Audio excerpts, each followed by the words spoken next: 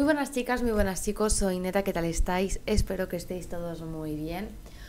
Hoy vamos a hablar de algo real, de algo que os va a interesar a muchos, porque esto ha ocurrido, de hecho ha estado bastante vigente, ha sido algo en el cual se puso en práctica en muchos países y que muchos de vosotros que hayáis visto la película Los Otros, enseguida que hayáis leído el título lo habréis sabido. Hoy vamos a hablar de las fotografías post-mortem, que bueno, también tienen otros nombres como morts mori o fotografías de muertos, que es lo más lógico. O por ejemplo, memento mori o retrato memorial. Esto fue una práctica fotográfica muy habitual durante buena parte del siglo XIX y a principios del siglo XX. ¿En qué consistía esta práctica? Pues era la de vestir el cadáver de un difunto con sus ropas personales y fotografiarlo en un último retrato grupal, pues junto a sus familiares, amigos o compañeros, o bien en solitario, que también podía pasar.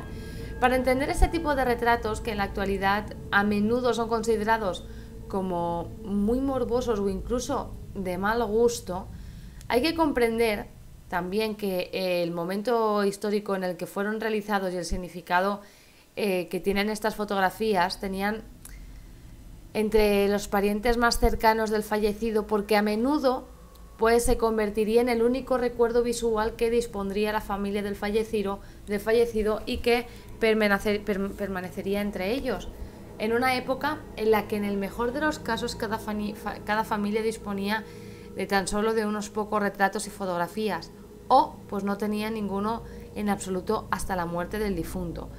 O sea, esto era casi obligatorio. En cuanto moría alguien, pues se le hacía una fotografía. Hay que decir que el retrato memorial a día de hoy sigue vigente. Es decir, en la actualidad este se aplica en su gran mayoría únicamente a fotografías hechas en vida del difunto.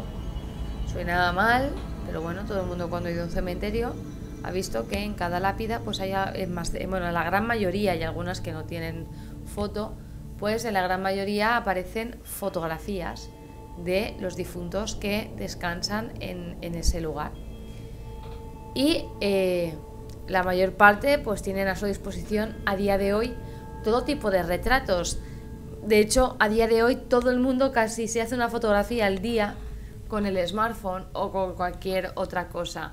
Pero antiguamente habían familias en las cuales tenían muy pocas fotografías o incluso no tenía ninguna en absoluto a su disposición. Las fotografías entonces en aquella época solían ser enmarcadas y expuestas de manera solemne y memorial, porque el carácter y el significado no era tan mundano como hoy en día. Hoy en día hacerse una fotografía no tiene ningún tipo de complicación ni tiene casi ningún tipo de importancia.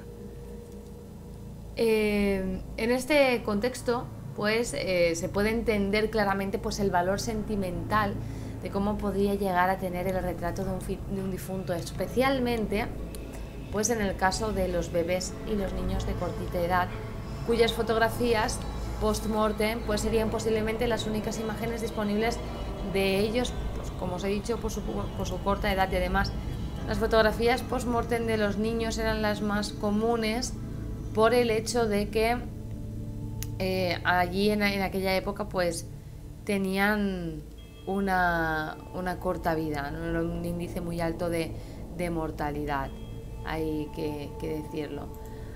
Hay que decir que las fotografías dan mucho pavor. Más cositas comentadas sobre este tema. Si nos situamos en el contexto histórico de cómo floreció todo esto, nos vamos durante las primeras décadas de la fotografía, en las que los familiares de un difunto pues preferían capturar la imagen de un ser querido fallecido antes que no tener ninguna imagen suya en absoluto. Esta práctica alcanzó enorme popularidad a finales del siglo XIX y se extinguió pues cuando la fotografía instantánea se volvió en algo común, ¿vale? Para entender esta fotografía, este tipo de de fotografía post-mortem, tenemos que situarnos y también entender el contexto histórico en el que este tipo de retratos se realizan. Es una época en la que la muerte, pues como era algo más familiar, porque a menudo pues ocurría en el seno de la misma familia y el muerto pues moría rodeado de los suyos, y en la que un retrato era considerado como algo excepcional, al contrario que hoy en día, pues en los cuales haces fotografías hasta de lo que comes o de lo que sea. Ahí pues en aquella época pues era algo como más trascendental, tenía muchísima importancia.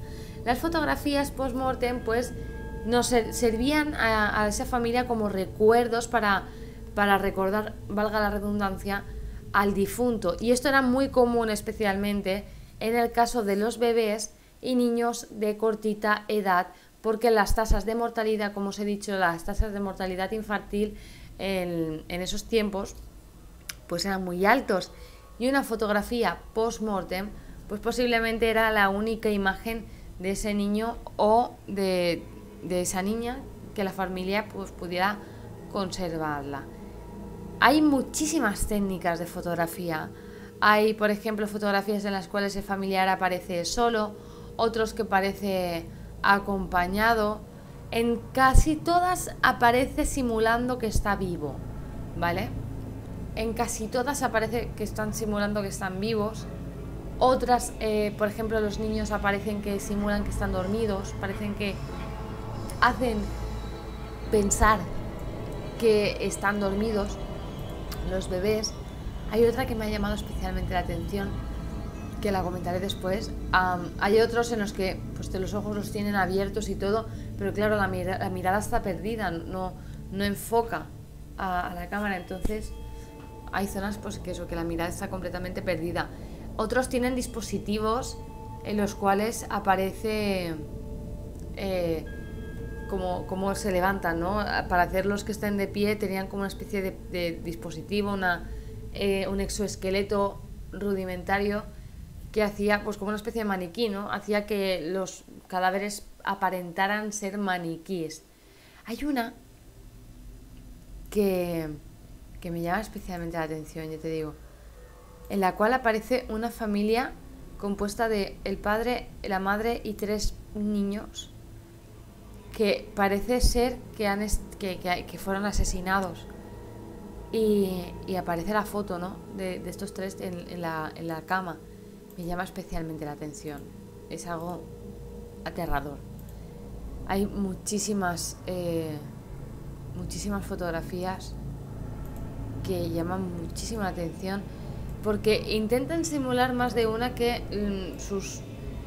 estas personas están dormidas.